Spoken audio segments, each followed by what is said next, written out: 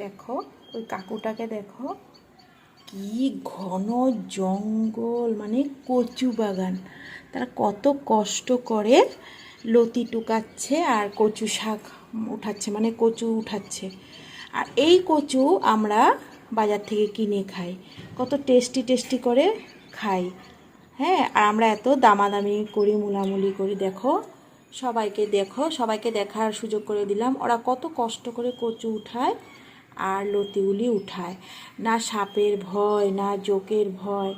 হ্যাঁ, দুমুঠো ভাত খাওয়ার জন্য এই পরিশ্রম। দেখো এত রৌদ্র, আবার এই ঠাটা পোড়া রৌদ্রের মধ্যে এদিকে কিন্তু নিচে জলও আছে কিন্তু, জানো।